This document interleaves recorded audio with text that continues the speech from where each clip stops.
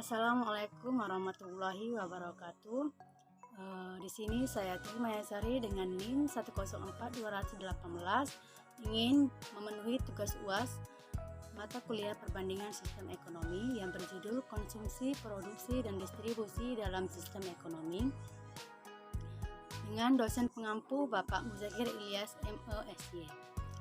Baiklah, di sini ada beberapa yang akan kita bahas, yaitu yang pertama ada pengertian konsumsi, kedua tujuan dan fungsi konsumsi, ketiga pengertian produksi, keempat faktor-faktor produksi, kelima pengertian distribusi, keenam intervensi pemerintah, tujuh regulasi harga dan pasar, kedelapan peranan lembaga hisba, dan yang kesembilan ada perencanaan ekonomi. Baiklah, pertama di sini kita akan membahas tentang pengertian konsumsi. Apa sih itu konsumsi? Konsumsi itu sendiri adalah suatu kegiatan manusia mengurangi atau menghabiskan nilai guna suatu barang atau jasa untuk memenuhi kebutuhan, baik secara berangsur-angsur maupun sekaligus. Pihak yang melakukan konsumsi disebut dengan konsumen. Konsumsi memiliki urgensi yang sangat besar dalam setiap perekonomian karena tiada kehidupan bagi manusia tanpa konsumsi. Oleh karena itu, kegiatan ekonomi mengarah kepada pemenuhan tuntutan konsumsi bagi manusia. Selanjutnya, di sini ada tujuan dan fungsi konsumsi.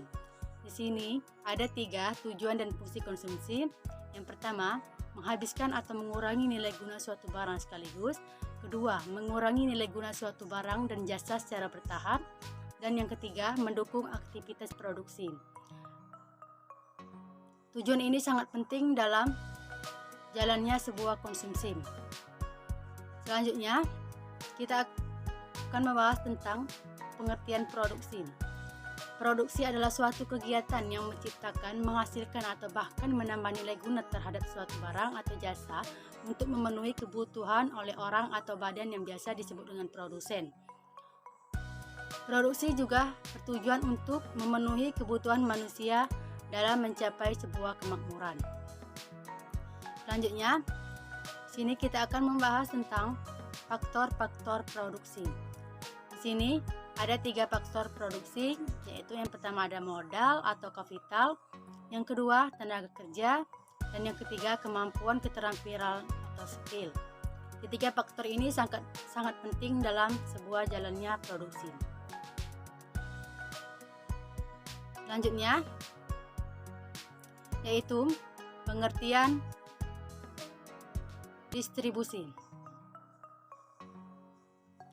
Apa sih itu distribusi? Distribusi merupakan kegiatan ekonomi yang menjembatani antara kegiatan produksi dan kegiatan konsumsi. Pelaku kegiatan distribusi dinamakan distributor. Barang yang sudah dihasilkan oleh produsen supaya sampai ke tangan konsumen memerlukan adanya lembaga yang biasa disebut dengan distributor. Meskipun dalam kenyataan tidak selamanya barang yang dihasilkan produsen untuk sampai konsumen harus melewati distributor. Selanjutnya, intervensi pemerintah. Intervensi pemerintah atau government intervention merujuk pada tindakan disengaja oleh pemerintah untuk mempengaruhi alokasi sumber daya dan mekanisme pasar. Itu dapat mengambil beragam bentuk mulai dari peraturan, pajak, subsidi, hingga kebijakan moneter dan fiskal.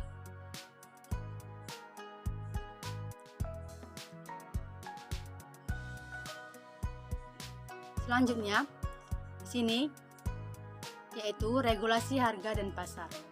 Regulasi harga adalah pengaturan terhadap harga-harga barang yang dilakukan oleh pemerintah. Regulasi ini bertujuan untuk memelihara kejujuran dan kemungkinan penduduk memenuhi kebutuhan pokoknya, sebagaimana yang telah dibahas di awal bahwa masalah pengawasan atas harga muncul pada masa Rasulullah SAW sendiri, yang menolak menetapkan harga. Selanjutnya, peranan lembaga hisba. Lembaga ini bertugas melakukan kontrol harga, sehingga disebut dengan hisba. Tujuan utamanya yaitu untuk mengontrol situasi harga yang sedang berkembang, apakah normal atau terjadi lonjakan harga, apakah terjadi karena kelangkaan barang atau faktor lain yang tidak wajar. Hal ini didasarkan oleh perkembangan populasi yang memaksa pusat-pusat perbelanjaan juga meningkat jumlahnya. Selanjutnya, hubungan harga dan pasar yang mempengaruhi demand and supply. Di sini ada 5, Yang pertama, keinginan konsumen terhadap jenis barang yang beraneka ragam atau sesekali berubah. Kedua, perubahan harga barang juga tergantung pada jumlah para konsumen. Ketiga, harga akan dipengaruhi juga oleh menguatnya atau melemahnya tingkat kebutuhan. Yang keempat, harga juga berubah-ubah sesuai dengan siapa pertukaran itu dilakukan. Dan yang kelima, harga itu dipengaruhi juga oleh bentuk alat pembayaran atau uang. Selanjutnya ada perencanaan ekonomi. Sebagaimana salah satu cara efektif untuk mencapainya adalah melalui perencanaan ekonomi.